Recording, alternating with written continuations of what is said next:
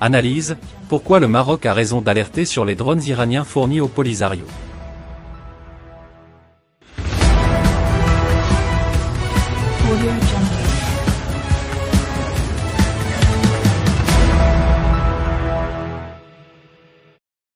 Célèbre chroniqueur, producteur exécutif et animateur de White House Chronicle, sur PBS, Llewellyn King avertit contre la menace iranienne sur le Moyen-Orient et l'Afrique du Nord, et qui a pour fer de lance les drones.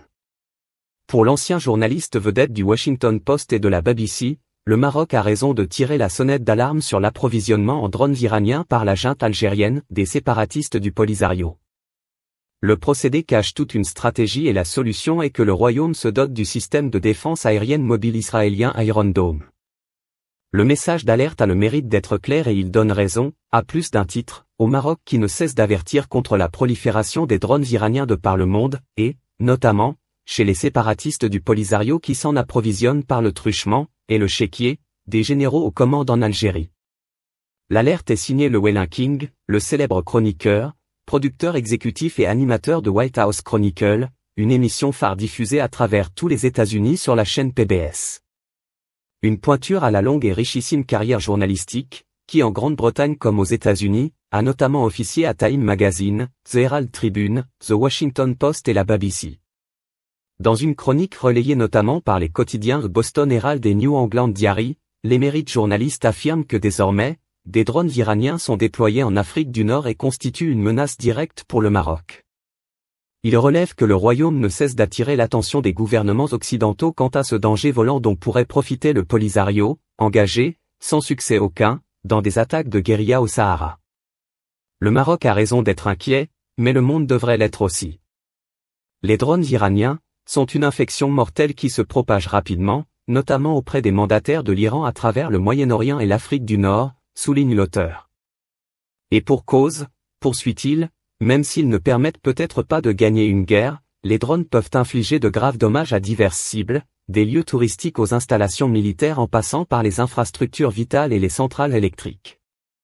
Le Polisario ne cache pas ses ambitions en la matière et en fait même un motif de fierté. Soi-disant ministre de l'Intérieur du Polisario, Omar Mansour a déclaré, en octobre dernier à Nouakchott, que l'armée sahraoui va bientôt utiliser des drones armés dans la guerre d'usure au Sahara.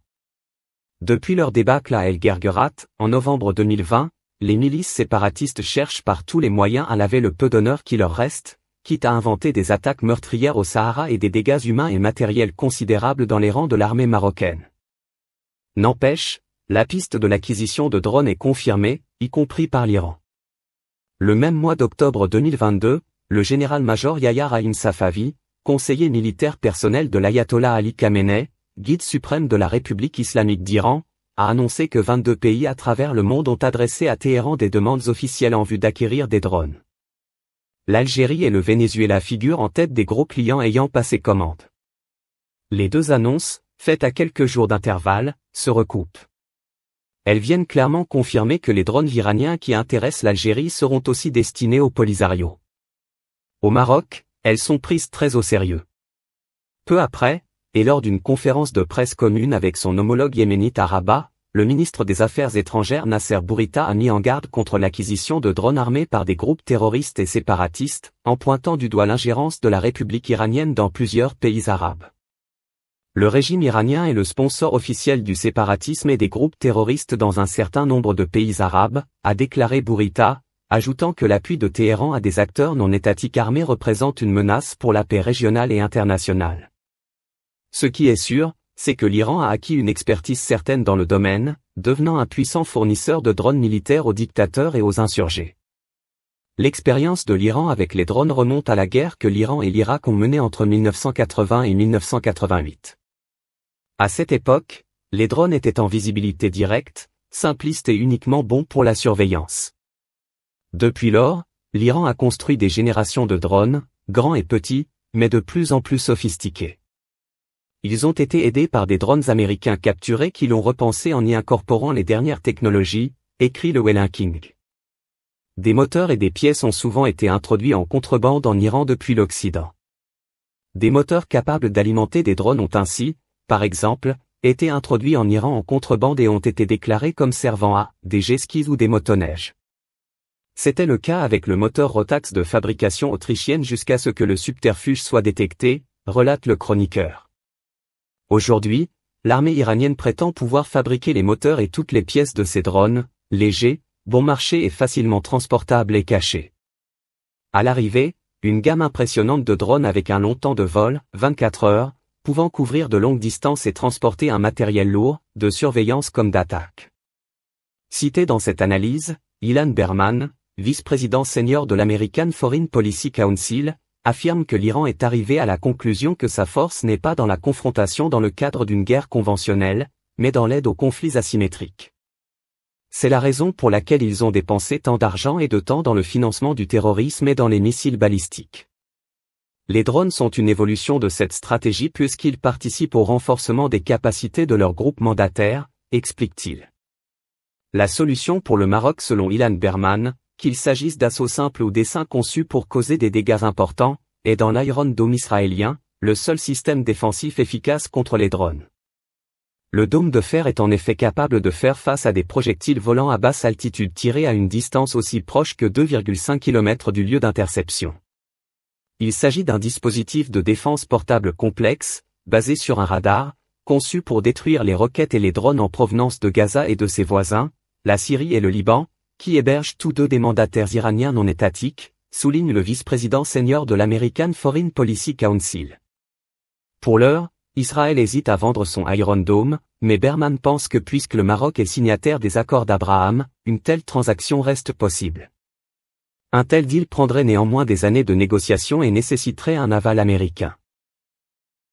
Avec le Maroc et l'Algérie, le président français se voit en Sisyphe heureux qui ne désespère jamais de tenter de se réconcilier avec les deux pays maghrébins. Devant les médias, Emmanuel Macron a tenté de blanchir son gouvernement de toute responsabilité dans les tensions avec Rabat et Alger, renvoyant la balle dans le camp de partis inconnus.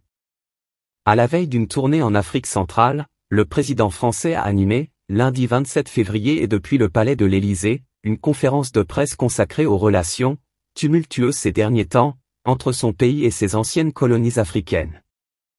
Les liens tendus avec le Maroc et l'Algérie se sont invités au point de presse. Emmanuel Macron a fait le parallèle entre ses actions et celles de Sisyphe.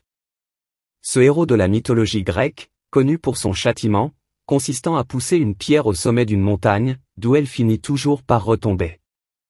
Faisant référence au livre d'Albert Camus, grand écrivain français né en Algérie, il a dit souhaiter voir un Sisyphe heureux. C'est le rôle d'un président français quand il s'agit de la région.